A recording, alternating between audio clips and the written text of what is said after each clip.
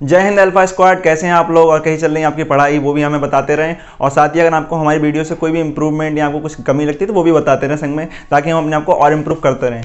तो चलिए हम शुरू करने जा रहे हैं मेजरमेंट और मैकेनिक्स का लेक्चर नंबर 4, जहां हम बात करेंगे वेक्टर प्रोडक्ट और क्रॉस प्रोडक्ट की। पिछले लेक्चर में हमने वेक्टर की बात करी थी, स्केलर क्वांटिटीज़ की बात करी थी। यहाँ थोड़ी सी दो चीज़ें हैं, उनकी बात कर लेते हैं। तो देखिए वेक्टर जो हमारे पास हैं उनका कैसे हम गुणा करेंगे, कैसे मल्टीप्लाई करेंगे, उसको हम देखते हैं। तो उसके दो तरीके हैं। जैसे हम सबसे पहले हम बात करते हैं स्केलर प्रोडक्ट, इसको स्केलर प्रोडक्ट बोलते हैं या हम बोलते हैं इसको डॉट प्रोडक्ट। क्या? Dot product. अब क्या है ये स्केलर और डॉट प्रोडक्ट? ठीक है, चलिए देखते हैं। अब मान लीजिए हमारे पास दो वेक्टर हैं, एक वेक्टर ए है और दूसरा वेक्टर है कौन? बी। ठीक है, और अगर इनके बीच में इस तरह से डॉट लगा हुआ है, एक ये डॉट बीच में होगा, ठीक है, इस तरीके से डॉट लगा हुआ है, तो इस तरह के मल्टीप्लिकेशन को बोलते हैं हम डॉट प्रोडक्ट। ये तो हो गया इसको शो करने का तरीका या रिप्रेजेंट करने का तरीका, लेकिन इसका मतलब क्या है? यानी जो स्केलर प्रोडक्ट होता है इसमें हमारे पास अगर दो वेक्टर हैं या दो से ज़्यादा वेक्टर हैं तो उनका जो मल्टीप्लाई होता है उसके बाद जो रिजल्ट आता है वो हमेशा स्केलर होता है। इसीलिए इसको स्केलर प्रोडक्ट कहते हैं, क्योंकि यहाँ पर जो हमारे लिए रिजल्ट मिलेगा दो वेक्टर के गुणा होने के बाद वो मिलेगा हमें स्केलर। कैसे मिलेगा? तो पहले हम देख लेते हैं कि हमारे पास अगर कोई भी वेक्टर है तो ये नोट कर सकते हैं किसी भी वेक्टर का जो मैग्नीट्यूड होता है उसको हम ए मॉड से रिप्रेजेंट करते हैं। ठीक, ऊपर वेक्टर लगा दीजिए आप, या इसको सिंपली ए से भी रिप्रेजेंट कर सकते हैं। ठीक है, इसके अलावा अगर उसकी जो वैल्यू है वो एक्स वाई जेड और तीनों एक्सिस पर है तो आप उसको इस तरीके से कर सकते हो। ये तब होगा जब हमारे पास एक वेक्टर इस तरह से रिप्रेजेंट करा गया हो, ए एक्स आई कैप प्लस ए वाई जे कैप प्लस ए जेड के कैप। अगर कोई वेक्टर इस तरह से रिप्रेजेंट करा गया है तो इसका मॉड हम ऐसे निकाल सकते हैं, ए एक्स स्क्वायर प्लस ए वाई स्क्वायर प्लस ए जेड स्क्वायर। ठीक, तो ये तो बात हो गई उसके मॉड निकालने की। हम कहते हैं मैग्नीट्यूड हो गया, ये मैग्नीट्यूड है किसी भी वेक्टर का। ठीक है, इतनी बात समझ में आ गई, क्लियर?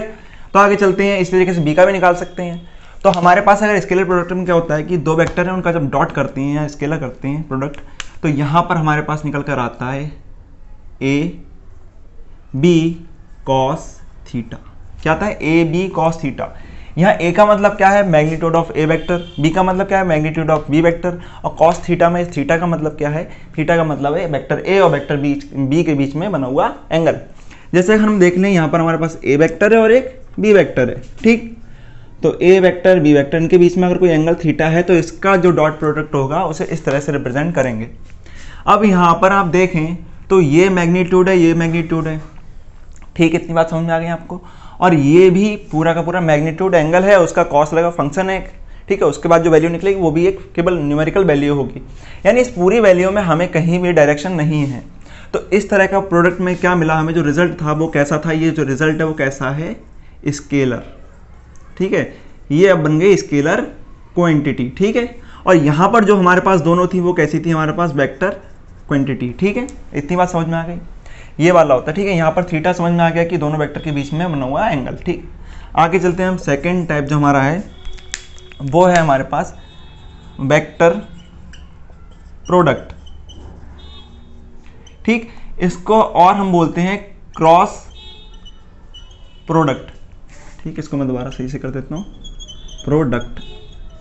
ठीक है, तो यहाँ पर देखिए हम सिंपली यार को मल्टीप्लाई करते हैं, आप मैथ में करते होंगे तो वहाँ डॉट क्रॉस आपको सेम लगता हो कि हाँ सेम मल्टीप्लाई कर दी, लेकिन यहाँ पर अंतर होता है। डॉट कर रहा है तो हमेशा स्केलर क्वांटिटी मिलेगी, स्केलर रिजल्ट मिलेगा। वेक्टर कर रहा है तो हमारे लिए वेक्टर क्वांटिटी मिलेगी, जो रिजल्ट होगा वो भी वेक्टर ही होगा। ठीक है, इतनी बात समझ लेते हैं। तो यहाँ पर अगर हमारे पास ए वेक्टर क्रॉस बी वेक्टर, इसको रिप्रेजेंट करने का तरीका कैसा है? ए वेक्टर क्रॉस बी वेक्टर। अगर दो वेक्टर हमारे पास इस तरह से दे रखें, अब इनका रिजल्ट क्या निकलता है? इनका निकलता है ए बी साइन थीटा। ठीक है, N cap. A B sine theta N cap. अब यहाँ पर डिफरेंस कैसे आया? हम बोल रहे थे कि ये जो रिजल्ट मिलेगा यहाँ पर इस बार वेक्टर मिलेगा। ये वेक्टर कैसे मिला? देखिए कुछ हिस्सा यहाँ वाला हिस्सा आपको सेम लग रहा होगा, ये ए का मैग्नीट्यूड है, ये बी का मैग्नीट्यूड है। इतना समझ में आ गया आपको? साइन थीटा में सेम चीज़ है कि थीटा उन दोनों वेक्टर के बीच में बना हुआ एंगल है, पर यहाँ पर जो फंक्शन लिया गया है ट्रिग्नोमेट्रिक फंक्शन वो है हमारे पास साइन। ठीक है, तो यहाँ तक ये भी मैग्नीट्यूड है, ये भी एक न्यूमेरिकल वैल्यू मैग्नीट्यूड बोल सकते हो, और ये भी एक न्यूमेरिकल वैल्यू होगी।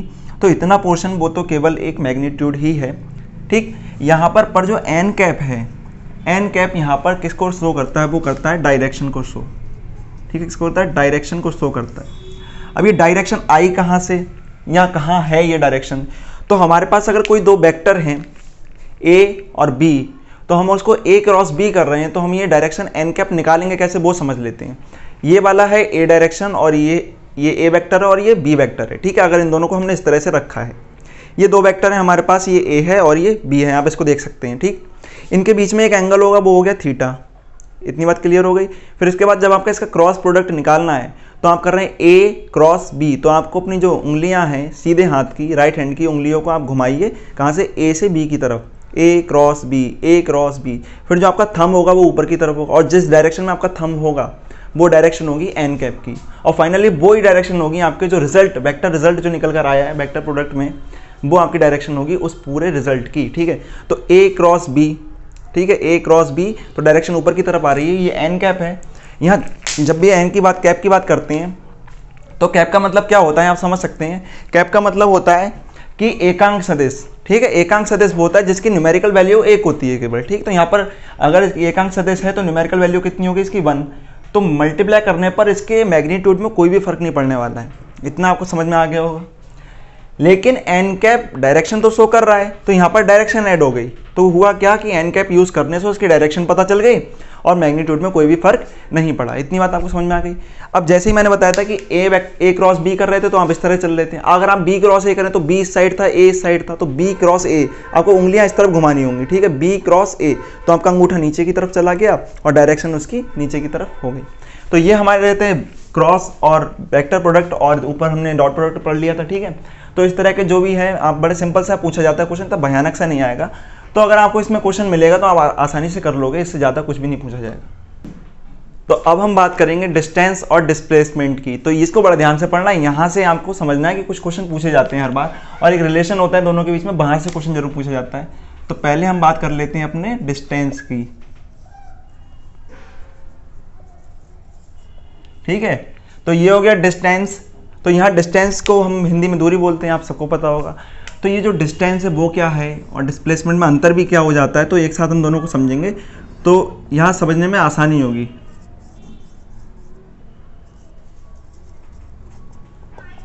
ठीक है, डिस्प्लेसमेंट और डिस्टेंस दोनों को समझते हैं, एक साथ समझेंगे, आसानी होगी। अब सबसे पहले हम समझ लेते हैं कि एक कोई बंदा है जिसको ए पॉइंट से बी पॉइंट तक जाना है, ठीक है, जाना है उसको किसी काम से, ठीक है। मान लीजिए आप जा रहे हैं, तो आप ए से बी तक जा रहे हैं, तो सबसे पहले आप इस रास्ते से गए, इसको हमने बोल दिया रास्ता नंबर 1, ये पहला पाथ हो गया, ठीक है। वो दूर से गया घूम के, तो ये हो गया इसका पाथ 2। एक वो मान लीजिए सीधा सीधा चला गया, ठीक, तो ये इसको हमने बोल दिया पाथ 3। और आप घुमा के कोई और भी बना सकते हैं, तो वो देख लें, ठीक है। तो इस तरीके से क्या है, ए से बी पॉइंट तक उसे जाना था, तो उसने 1 2 3 कोई भी रास्ते है वो चुन सकता है, ठीक है। उसके पास 3 रास्ते हैं, 3 में से कुछ भी चुन सकता है।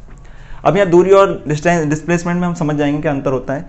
तो अगर ये बंदा एक पॉइंट से बी पॉइंट तक जा रहा है, तो वो जहाँ से चलना शुरू हुआ और जितना रास्ता वो चलता हुआ जाए, उस पूरे रास्ते को नाप लेंगे हम, ठीक है। उस पूरे रास्ते की जितनी लेंथ होगी उसे हम बोलेंगे डिस्टेंस। समझ में आ रहा है? पूरे रास्ते की जिस पे वो चला है उसे हम बोलेंगे डिस्टेंस, उस पूरे रास्ते की लंबाई।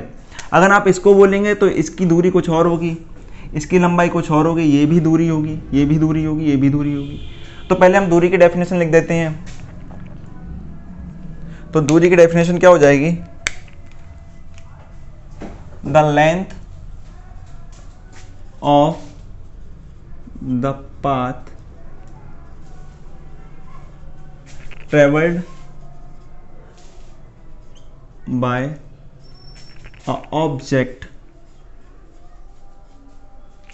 ठीक, is called distance, ठीक है। तो हम यहाँ किसकी बात कर रहे हैं कि दूरी यानी डिस्टेंस क्या है, डिस्टेंस क्या था, लेंथ ऑफ द पाथ, या आप कह सकते हैं total length of the path, ऐसे बोल सकते हैं इसको, क्या, टोटल लेंथ, ठीक है। जितना रास्ते पे से गया है वो, जितने पाथ पे चला है, उसकी पूरी लंबाई आप नाप लीजिए, उसकी जो लंबाई होगी वो उस ऑब्जेक्ट की डिस्टेंस कहलाएगी, डिस्टेंस होगी, ठीक है। इतनी बात आपको समझ में आ गई। जितना रास्ता चलता गया नाप लो, जहाँ से गया, जो भी रास्ते हमने, जैसे सुबह सुबह जाते होंगे ना कॉलेज वगैरह, तो कल एक दूसरे रास्ते से चले गए, तीसरे रास्ते से चले गए, तो जितने रास्ते से आप चल के गए हैं हर बार दूरी बदल जा रही है आपकी, ठीक है। तो जिस रास्ते से चल के जा रहे हैं उसको नाप लो, वो आपकी क्या होगी, दूरी। इतनी बात आपको समझ में आ गई होगी शायद, ठीक है। फिर हम बात करते हैं इसको रिप्रेजेंट कैसे करते हैं। तो दूरी को हम रिप्रेजेंट करते हैं एस से। किससे करते हैं, एस से, ठीक है। ये स्मॉल एस इसका सिंबल है जिससे हम इसे रिप्रेजेंट करेंगे। इसके बाद अगर बात करें हम इसकी यूनिट की, या हम इसको बोल सकते हैं क्या, एसआई यूनिट की। तो डिस्टेंस है वो एक्चुअली एक लेंथ ही है, उस पाथ की लेंथ है जिसको आपने ट्रेवल किया, चले हो जिस पर, ठीक है। तो इसकी जो एसआई यूनिट होती है वो होती है आपकी मीटर, ठीक। कितनी हो जाती है आपकी एसआई यूनिट, मीटर। तो एसआई यूनिट आपकी मीटर हो गई, इसको एम से हम डिनोट कर सकते हैं, एस से हम इसको सिंबल हो गया, इसका यूनिट मीटर हो गई। इतनी बात समझ में आ गई। तो भैया डिस्प्लेसमेंट क्या है, ये क्या नई चीज़ आ गई। जब दूरी से काम चल रहा था तो हम समझते हैं डिस्प्लेसमेंट क्या है। अब दूरियाँ कई सारी हो सकती हैं, रास्ते कई सारे हो सकते हैं, आप कॉलेज जाने के लिए कोई भी रास्ता चुन सकते हैं, पर जो आपके घर और आपका जो कॉलेज है उसके बीच में एक जो डिस्टेंस होगा, जो शॉर्टेस्ट डिस्टेंस होगा, यानी सबसे छोटा वाला, वो हमेशा एक ही रहेगा। और वो कैसा होगा, वो सीधा सीधा आपको एक स्ट्रेट लाइन होगी आपके इनिशियल और फाइनल पॉइंट को जोड़ने वाली, यानी आपके घर को आपके कॉलेज को जोड़ने वाली एक स्ट्रेट लाइन होगी, ठीक है। तो जो डिस्प्लेसमेंट है वो कैसे डिफाइन किया जाता है। डिस्प्लेसमेंट होता है एक shortest distance between initial point and final point. यानी हमारे पास अगर दो पॉइंट दे रखे हैं, पहला जिससे चलना है, दूसरा जिस पर जाना है, तो आप जाने के लिए कई सारे रास्ते चुन सकते हो। जितने रास्ते चुन लोगे वो सब आपकी दूरियां तो होंगी। यहाँ पर 1, 3 और 2, ये तीनों रास्ते क्या हैं, आपकी दूरियां हैं। पर डिस्प्लेसमेंट क्या, डिस्प्लेसमेंट का मतलब है कि डिस्प्लेसमेंट यानी आपको एक जगह से दूसरी जगह पर कैसे प्लेस हो रहे हैं, आपका जगह बदल जा रही है। जगह कहाँ बदल रही है, हर बार आप पहुँच वहीं से दूसरी जगह पर रहे हैं, चाहे रास्ते कितने भी चुने हो, लेकिन आप घर से कॉलेज ही पहुँच रहे हैं। तो उन दो पॉइंट के बीच, इनिशियल और फाइनल पॉइंट के बीच में जो शॉर्टेस्ट डिस्टेंस होगा वो आपका डिस्प्लेसमेंट कहलाता है, ठीक है। तो इसकी डेफिनेशन क्या हो जाएगी, the shortest distance between initial and final point, या आप इसको पोजीशन भी कर सकते हैं, ठीक, इज कॉल्ड डिस्प्लेसमेंट, ठीक। तो ये हमारा होगा डिस्प्लेसमेंट। पर यही केवल अंतर नहीं है, यानी इसका मतलब पहले हम समझ लेते हैं कि यहां पर ये क्या है, एक डिस्टेंस है, ठीक है, ये भी एक डिस्टेंस है, ये भी एक डिस्टेंस, यानी तीनों पार्ट डिस्टेंस। यानी इसका मतलब ये हो गया कि आप एक पॉइंट से दूसरे पॉइंट पर जा रहे हैं, तो जितने भी रास्ते चुनोगे वहाँ पर डिस्टेंस तो होंगे, पर उसमें से डिस्प्लेसमेंट केवल और केवल एक ही हो सकता है, और वो डिस्प्लेसमेंट होगा सबसे छोटी वाली दूरी जो आपने चुनी होगी या चली होगी पहले पॉइंट से और आखिरी पॉइंट के बीच में। इतना आप समझ में आ गया कि यहाँ से यहाँ तक जो पहली सबसे छोटी दूरी कौन सी होगी, ये वाली, ये कि स्ट्रेट लाइन होगी, हमेशा कैसी होगी, स्ट्रेट लाइन। तो इसको हम क्या बोलेंगे, डिस्प्लेसमेंट। तो ये हमारी क्या होगी, डिस्प्लेसमेंट। और वैसे ये तीनों दूरियां भी हैं, तो हमने क्या लिखा है, देखो शॉर्टेस्ट डिस्टेंस, एक्चुअली ये डिस्टेंस ही है पर सबसे छोटा वाला। तो इनमें सबसे छोटा वाला डिस्टेंस कौन है, ये। अब यहाँ पर सबसे छोटे में भी ये बात ध्यान रख लेनी है कि ऐसा नहीं कि चलो इनको ये वाला नहीं बना हुआ था तो आप कह रहे नहीं सबसे छोटा वाला तो ये लग रहा है। पॉसिबल कौन है सबसे छोटा, जो सबसे छोटा पॉसिबल हो, ऐसा नहीं है जो दिख रहा है आपको वो नहीं, सबसे छोटा पॉसिबल है ये वाला, ठीक है, इससे छोटा कोई पॉसिबल नहीं है। तो जो हो सकता है उसको देखना है, तो यही होगा आपका डिस्प्लेसमेंट। पर डिस्प्लेसमेंट यहीं खत्म नहीं होता है, डिस्प्लेसमेंट में संग में आ जाती है, क्योंकि डिस्प्लेसमेंट क्या है, एक वेक्टर क्वांटिटी है। कैसी है, एक वेक्टर क्वांटिटी, क्योंकि अभी मैं आगे उसकी भी बात करूंगा। तो ये तो देखो हमारे पास स्केलर क्वांटिटी है, स्केलर क्वांटिटी इसका मतलब क्या है, केवल और केवल मैग्नीट्यूड चाहिए इसको। भाई जितने रास्ता चल के गए थे उसको नाप के बता दो, इतना दूरी हम होके आए, इतना घूमा है, ठीक, वो आपका हो गया डिस्टेंस। और डिस्टेंस में कोई भी डायरेक्शन की जरूरत नहीं है कि हाँ इतना हम गए थे और लौट कर वापस आ गए या जहाँ भी गए, तो वो तो आपकी होगी स्केलर क्वांटिटी, क्योंकि इसमें डायरेक्शन की जरूरत नहीं होती है उसको डिफाइन करने के लिए या उसको एक्सप्रेस करने के लिए। बट डिस्प्लेसमेंट में ऐसा होता है कि उसको डिफाइन करना है तो वेक्टर की, यानी वेक्टर क्वांटिटी, इसका मतलब डायरेक्शन की जरूरत होगी, तो डायरेक्शन संग में लग जाती है।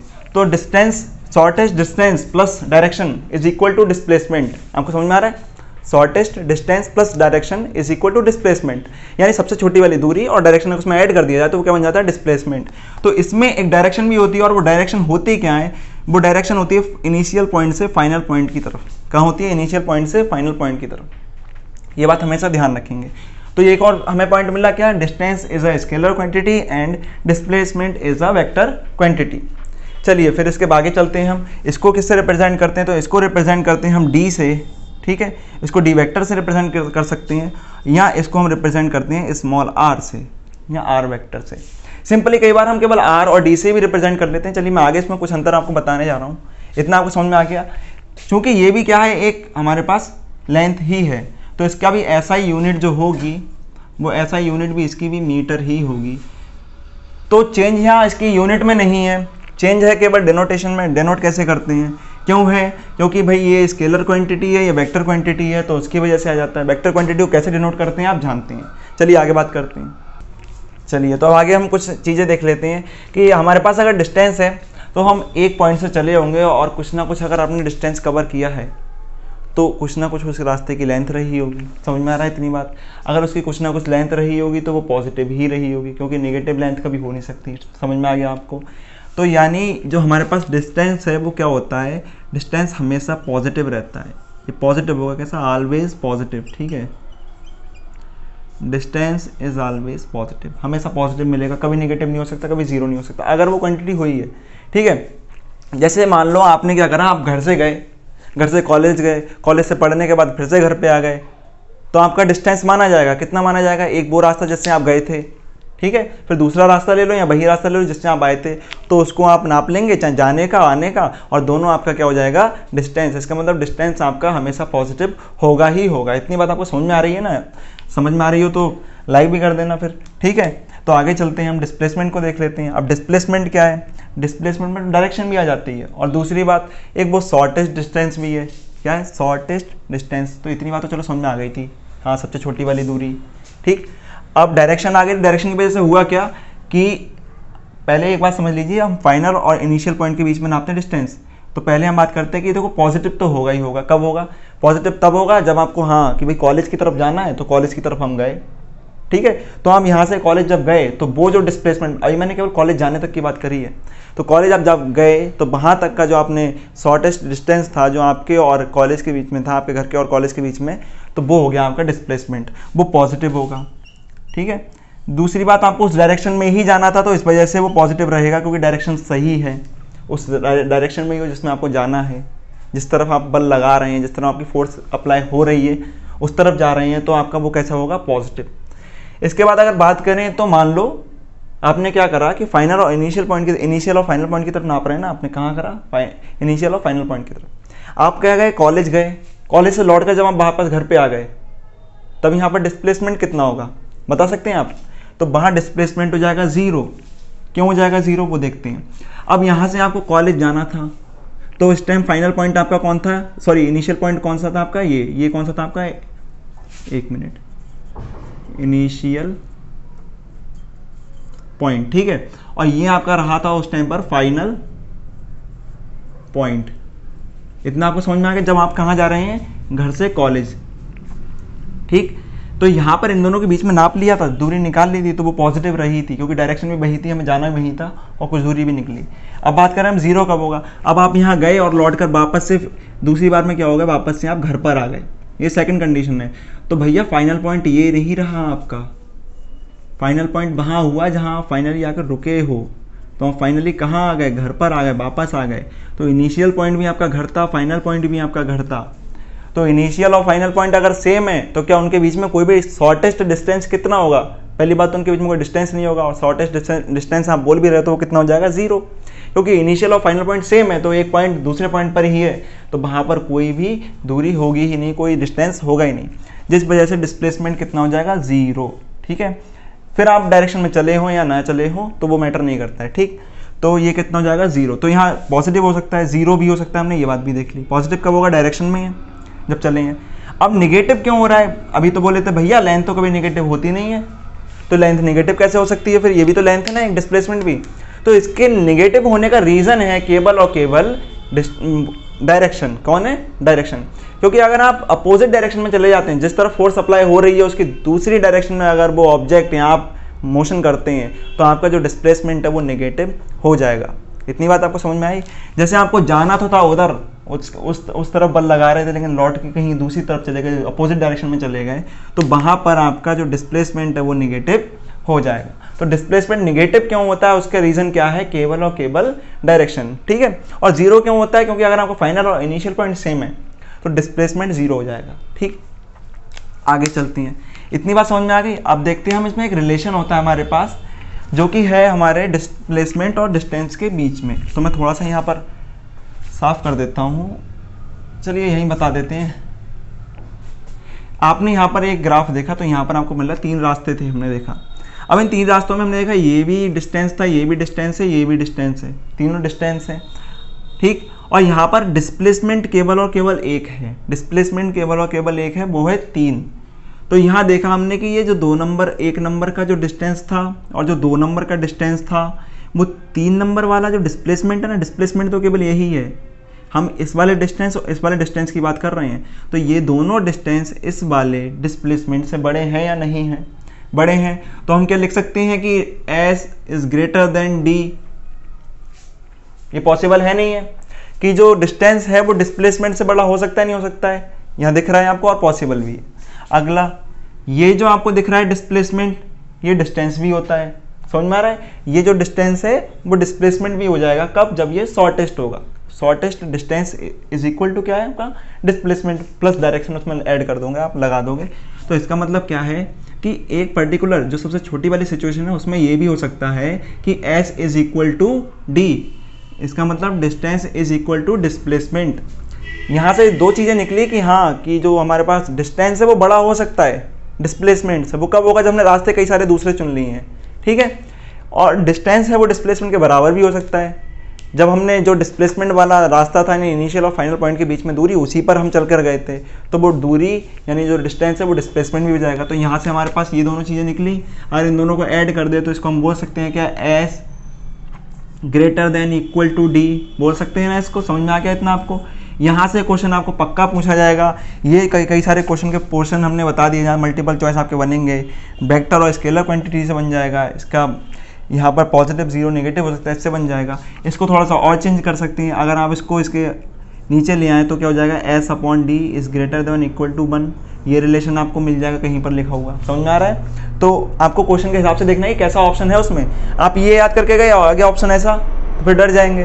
तो क्या है कि आपको ये तो पढ़ा ही नहीं, लेकिन यहीं से ये बना है, ठीक है। इसके बाद आप क्या कर सकते हैं कि यहाँ पर इसको घुमा दें तो D less than equal to S हो सकता है। इसको घुमा दिया हमने, D less than equal to हो सकता है ना, तो D less than equal to हो गया। तो इसको भी ऐसे ही कर सकते हैं कि D के अपॉन में S ले आओ, तो ये लेस देन इक्वल टू 1 हो सकता है, नहीं हो सकता, ठीक है। तो आपको देखना पड़ेगा कि किस तरह का ऑप्शन आपको दे रखा है। ये 4 फॉर्म में हम इसको लिख सकते हैं सेम रिलेशन को। तो इतना हमारा कवर हो गया क्या, डिस्टेंस और डिस्प्लेसमेंट के बीच में क्या क्या चीज़ें पढ़ ली हमने कि डिस्टेंस क्या है, लेंथ ऑफ द पाथ जो आपने चला है।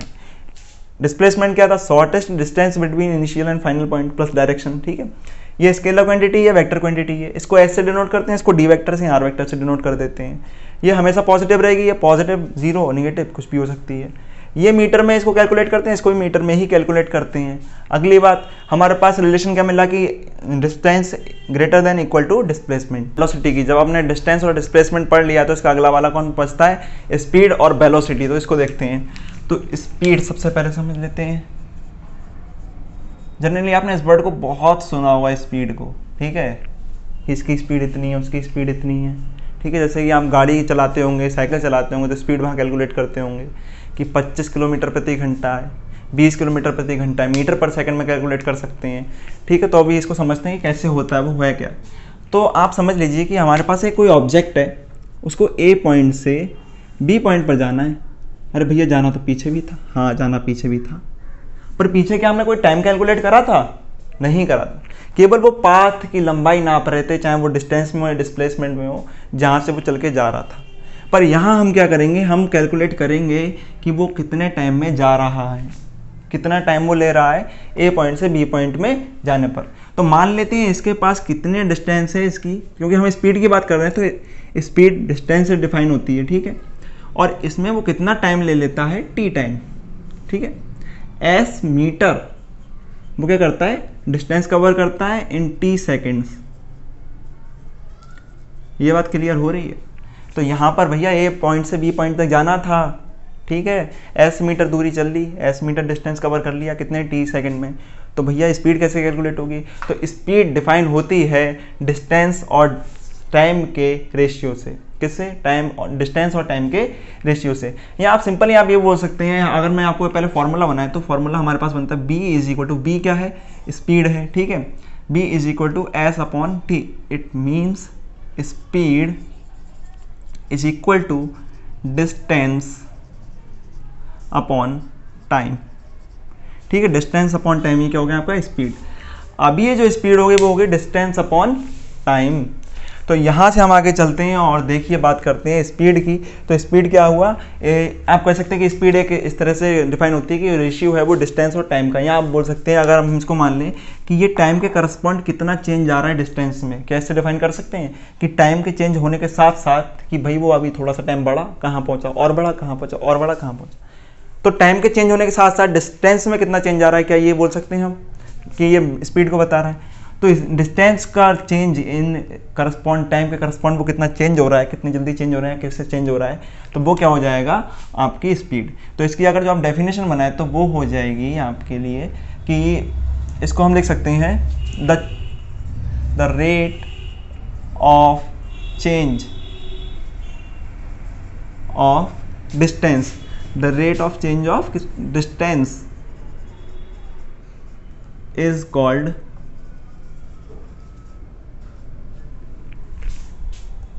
स्पीड, ठीक है। The rate of change of distance is called speed. तो डिस्टेंस के चेंज होने की दर क्या है, रेट क्या है, वो आपकी क्या हो जाएगी स्पीड। जैसे मैंने बताया ना आपको, आप ये भी बोल सकते हैं कि दोनों का रेशियो है, वो भी आप कर सकते हैं, वो सिंपल हो जाएगा, थोड़ा सा बड़ा आसान सा रहेगा। तो यहाँ ये भी बोल सकते हैं rate of change of distance is equal to speed. यहाँ आप ये भी बोल सकते हैं कि यूनिट टाइम में, यूनिट टाइम कैसे, अगर मान लीजिए हम ये टाइम को कैलकुलेट, टाइम को हम मान लेते हैं कि भैया 1 सेकंड ले लेते हैं, किस में ले लेते हैं, सेकंड में।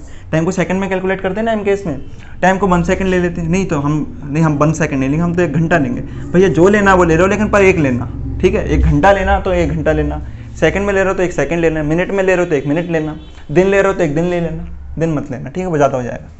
तो यहाँ पर आपने जो टाइम को क्या कर दिया, यूनिट का मतलब 1, ठीक है। तो आप ये भी बोल सकते हैं the distance covered in unit time is called speed, ठीक है। जितना डिस्टेंस उसने एक यूनिट टाइम में चला है वो उसकी स्पीड बन जाएगा। समझ में आ गया इतने बात, चलिए फिर मुझे लगता है आ गई होगी समझ में। फिर हम बात करते हैं भैया कि इसका यूनिट क्या होगा, यूनिट, केवल यूनिट नहीं, एसआई यूनिट क्या होगा। तो देखो एसआई यूनिट किससे मिलकर बनेगा, इसका यूनिट हमने देखा था मीटर था, इसका यूनिट क्या था, सेकेंड था। तो इसका यूनिट क्या हो जाएगा, मीटर बाई सेकेंड हो जाएगा, यानी मीटर अपॉन सेकेंड या मीटर पर सेकेंड, ठीक है। ये तो पढ़ा होगा आपने, 9th क्लास से पढ़ते हुए आ रहे हैं, बहुत रट गया है हमको ये। अब तो नहीं भी पढ़ाएंगे काम चलेगा, उल्टा हम तुमको पढ़ा देंगे, ठीक है। ऐसे आता हो ना मन में ख्याल। चलिए तो इतना आपको समझ आ गया, इसकी ऐसा यूनिट क्या होती है, मीटर अपॉन सेकेंड।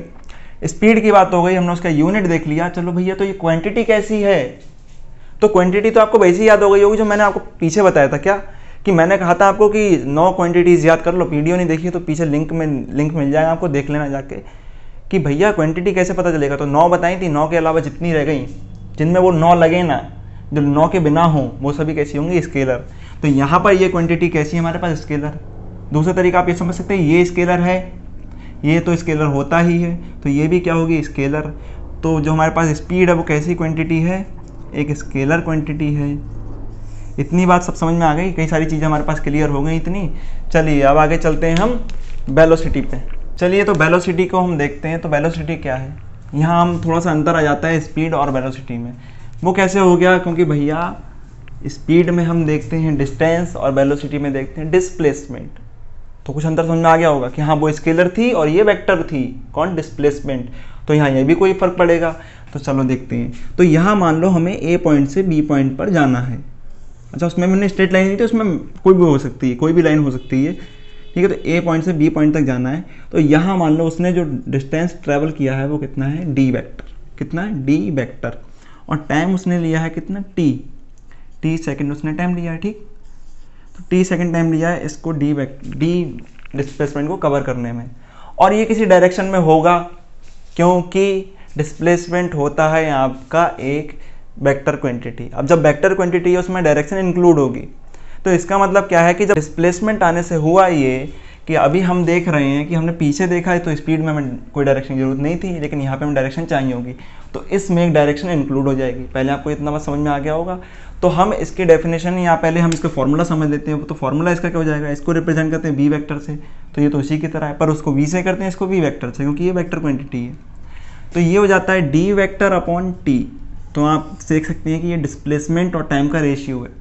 अब यहीं अगर हम टाइम को यूनिट कर दें, t इज इक्वल टू 1 कर दें, यूनिट टाइम कर दें, मैंने बताया था कुछ भी कर लेना आप यूनिट कर देना, तो v vector is equal to D vector, ठीक है। और यूनिट तो इसकी भी वही होगी, क्योंकि इसको भी मीटर में करते हैं, इसको सेकंड में करते हैं, तो यूनिट इसकी हो जाएगी कौन सी, SI यूनिट हो जाएगी इसकी मीटर पर सेकेंड, तो डी वेक्टर मीटर पर सेकेंड। तो अगर यूनिट टाइम है तो जो उसने डिस्प्लेसमेंट कवर करा है उस यूनिट टाइम में इन सर्टेन डायरेक्शन, वो उसका क्या हो जाएगा, वेलोसिटी है, सॉरी वेलोसिटी हो जाएगी उसकी। तो लिख लेते हैं इसको, क्या हो जाएगा, द डिस्प्लेसमेंट